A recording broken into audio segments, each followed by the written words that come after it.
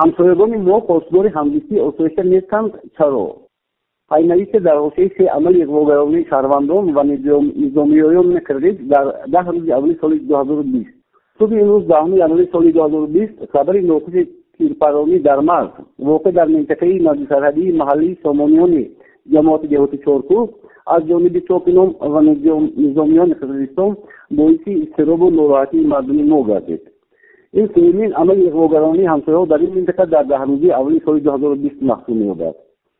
супидани 8 январи соли 2020 сокинони маҳаллии кӯктоши ноҳияи Бодкон хонаи истиқоматӣ дар боғаш 10 солаҳо қабл бунёдкардии истиқоматномаи ҷамоати деҳоти чоркӯҳи шаҳри Исфара Назгулло Абдуллоевро оташ заданд, ки дар натиҷа бино фурӯ рафта умуман корношоям гаштааст.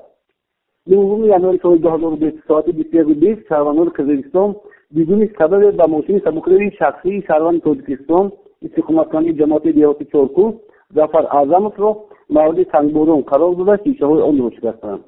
шаби 9 ба 10 январи соли 2020 тақрибан аз соати 2 шаб то субҳи дам дар марз тирпаронӣ ба ҳаво аз ҷониби шаҳрвандон ва низомиёни қирғиз сурат гирифта, ки мувофиқи маълумоти расида бо истифода аз яроқи чорӣ ва автомати калашников паронида шудаанд.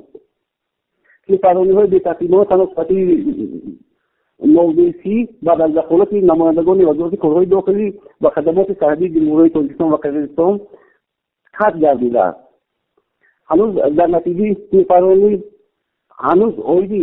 дар натиҷаи ин тирпаронӣ особи дидани шаҳрвандони Тоҷикистон иттилое нарасидааст.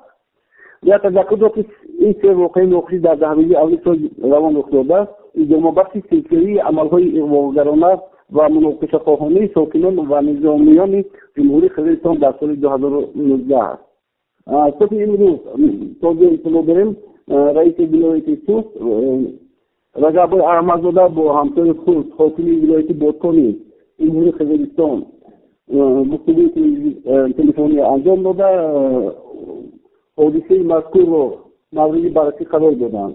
айни замон муовини раиси вилояти Суст Баҳодурзода бо ҳамсои худ муовини ҳокими вилояти Бодкон раиси шаҳри Исфара салом дода бо ҳокими ноҳияи Бодкон ва роҳбарони мақомотҳои қудратии ҳуқуқи ҳарду ҷониб дар маҳалли ҳодиса қарор доранд ва ин масъаларо пайгирӣ доранд.